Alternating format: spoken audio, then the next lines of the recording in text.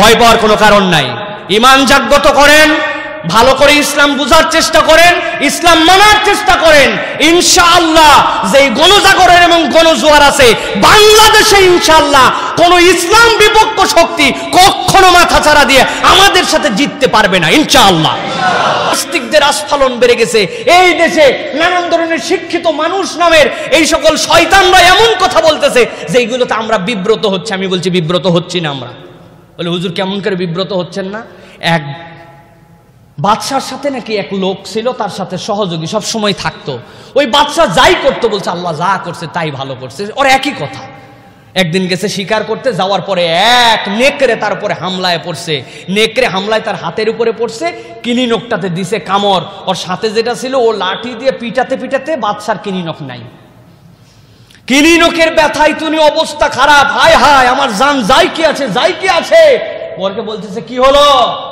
বলে আল্লাহ যা করছে তাই ভালো করছে। মাথা ঠিক আছে আর আমার নাই কিনিনক আর বদমাইশ বলে আল্লাহ যা করছে ভালো করছে। রায়কে বলছে এই বদমাইশ জেলে রাখো, যতদিন আমি বাইর না করবো ততদিন এই বদমাইশ জানো। আমার কিনিনক যাওয়ার পরে বলছে আল্লাহ নাকি ভালো করছে।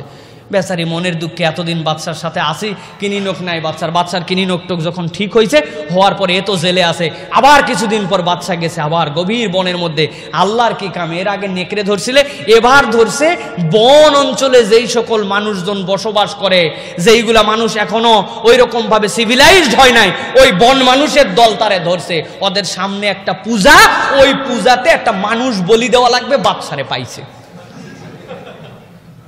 নিয়ে যায় বলির মধ্যে চড়ায় কোপ দিতে যাবে, সব চেক চুক করে দেখে আঙ্গুল নাই। সাথে সাথে ওদের মাথায় হাত যে আমরা সব সময় ভগবানের নামে যা বলি দেই এইটা নিখুঁত হতে হয়, কোনো খুঁত থাকা চলবে না। এ তো ভগবান আমাদের বলি নেবেন, এত নকি নাই, ছাড় এ বদমাইশে ছাইড়ে দে। বাদশা মাথায় হাত দিয়ে বলির থেকে উঠে এসে ওরা খুলছে, খুলে কয় বাবা আমি বুঝছি আল্লাহ যা করে ভালোর জন্য করছে, কিন্তু একটা কথা আল্লাহ ভালোর জন্য করছে বুঝলাম, কিন্তু তোমারে যে আমি জেলে এই যে 6 মাস পচাইলাম এর মধ্যে কি ভালো পাইলে? কই এইটাও আল্লাহ ভালোর জন্য করছে। আমারে জেলে না রাখলে তো 2 ভাই একসাথে আবার যাইতাম। আপনার না হয় নোক নাই, আমার তো সব আছে। আপনারে বলি না দিয়ে আমারে বলি দেওয়া লাগতো। আল্লাহ যা করে। এইরকম নাস্তিকরা যখন আস্ফালন দিবে, মুসলমানের সন্তানরা তার কাউন্টার দেওয়া শিখবে, সঠিক ইসলাম জানা শিখবে। ইসলামের বিপক্ষে যখনই তারা কোনো কথা বলবে, মুসলমান সর্বশক্তি দিয়ে তাদের ঈমানকে জাগ্রত করবে। আল্লাহ মুসলমানদের ঈমান জাগ্রত করার জন্য এই সকল নাস্তিক বাম, এই সকল রামদের আস্ফালন দেখাচ্ছেন, ঠিক কিনা?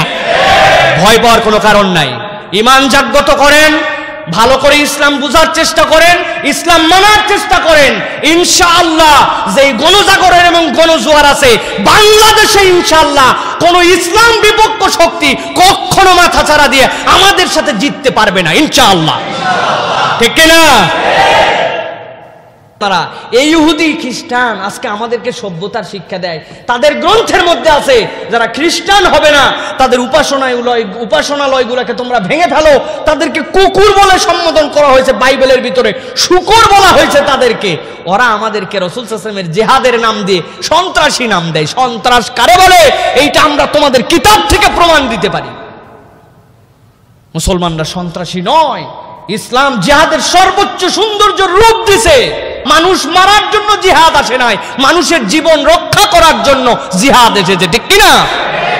আর তাদের ধর্মগ্রন্থের মধ্যে আছে, বলছে যিশুর হয়ে তাদের জন্য এই তলোয়ারের ধার নষ্ট করবে কেন?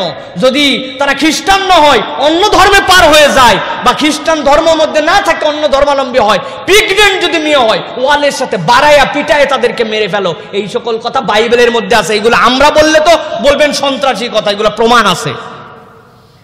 আমাদেরকে তারা সন্ত্রাসের কথা বলে, মুসলমান তার উত্তর দিতে পারে না, রাসূলের চরিত্র প্রকাশ করতে পারি নাই আমরা। আফসোস, এই আমাদের পাহাড়ি জনপদে আজকে গারো, মারমা, নানান ধরনের উপজাতি আছে। কোন ভিন দেশ থেকে এসে তারা নানান চিকিৎসার নামে, শিক্ষার নামে, মানবিক উন্নয়নের নামে, স্যানিটারি বানায় দেওয়ার নামে তারা নিজেদের ধর্ম প্রচার করে, তাদেরকে খ্রিস্টান বানায়, তাদেরকে অন্য ধর্মাবলম্বী বানায়। আর মুসলমানের দেশে পাশাপাশি বসবাস করে আমরা তাদের কাছে আমাদের দাওয়াত পৌঁছাতে পারি নাই, মুহাম্মদ সাল্লাল্লাহু আলাইহি ওয়াসাল্লামকে তাদের কাছে চিনাতে পারি নাই, ঠিক কিনা? মানুষগুলা যারা আমাদের মাঝে আছে যুগ যুগ ধরে, তাদেরকে জোর করে মুসলমান বানাতে হবে না। মুহাম্মদ সাল্লাল্লাহু আলাইহি ওয়াসাল্লামকে তার পরিচয় তুলে ধরেছি আমরা। This is the man Muhammad সাল্লাল্লাহু আলাইহি ওয়াসাল্লাম। His characteristic this like of you for you. দেখো এই ধরনের জীবন বিধান তিনি নিয়ে আসছেন, এই ধরনের বহুজাতিক মানুষের মধ্যে তিনি ইসলাম প্রচার করেছেন। মুহাম্মদ সাল্লাল্লাহু আলাইহি ওয়াসাল্লামকে চেনেই না তারা অন্যদেরকে চিনাচ্ছে, তারা যীশু খ্রিস্ট নাম দিয়ে তারা তাদের ধর্ম প্রচার করতেছে। আমরা তো গাধার সাম্রাজ্যের মধ্যে আছি। তারা তাদের কাছে যে বলে, কোন নবীকে মানবে তোমরা, যে দুনিয়ার বুকে এখনো আসমানে আছে না জমিনের মধ্যে শুয়ে আছে, কোনটা মানবে? দাম কোনটার বেশি বলো? উপরে যেটা থাকে না নিচে, কোনটার দাম বেশি? উপরের দাম বেশি। তো তোমরাই তোমাদের ধর্মগ্রন্থ যে বলছে যে ঈসা আলাইহিস সালামকে আসমানে উঠায় নেওয়া হয়েছে, মুহাম্মদ সাল্লাল্লাহু আলাইহি ওয়াসাল্লাম কোথায় আছে? মদিনার মাটিতে আছে। তো কোনটার নবীর দাম বেশি? অতএব জীবন্ত নবী তোমাদেরকে বলছি ঈসাই ইসলাম মানো। মুন্সি মোহাম্মদ মেহেরুল্লাহর কাছে প্রশ্ন করার পর উনি বলছেন ঠিক আছে, একটা বড় বাটখারা নিয়ে আসো। নিয়ে আসছে, খড়ি মাপে, দেখছেন আপনারা বড় বড় দুই ধারে খড়ি মাপার একটা বাটখারা নিয়ে আসে। নিয়ে আসার পরে বলে, আরে তোমার কাছে জিজ্ঞাসা করছি, কোরআন হাদিসের দলিল নাই, খড়ি মাপা বাটখারা নিয়ে আসছে, ব্যাপারটা কি? বলে বাটখারার মধ্যেই উত্তর আছে। স্টেজের উপর বড় বাটখারা বসাইছে, বসায় বলে এই ধারে একটা 5 কেজি ওজনের একটা বাটখারা দাও। দিছে 5 কেজি দেওয়ার পরে বাটখারার দিক ডাইবে গেছে, ফাঁকা দিক উঁচু হয়েছে না? বলে আচ্ছা এই পারে এবার একটা 1 মণ দাও। 1 মণ দিছে 5 কেজি, এই দিকে উঠছে আর 1 মণ, এরকম না? কই বুঝো তো এটা কতখানি, মাপ কত, মাপ কত? কই 40 কেজি। কই 40 কেজি জমিনের দিকে আছে, 5 কেজি উপরে গেছে। কই 5 কেজিও লাগবে না, 5 কেজি নামাই কো ফাঁকা বানাইছে। কই ফাঁকা উপরে আছে এখন। আসলে উনি ঈসা আলাইহিস সালামকে অপমান করেন নাই, মেঠো যুক্তি যারা তার কাছে এই যুক্তি দিচ্ছে তাদেরকে তো উপস্থিত মানুষকে বুঝাতে হবে। এখন উপস্থিত মানুষ গন্ড মূর্খ, ওদের কাছে কোরআন থেকে হাদিস থেকে রেফারেন্স দিলে ওরা কি বুঝবে? প্রিয় ভাইয়েরা, ইসলামকে জানতে হবে, বিউটি অফ ইসলামকে উপস্থাপন করতে হবে। প্রিয় ভাইয়েরা, আল্লাহ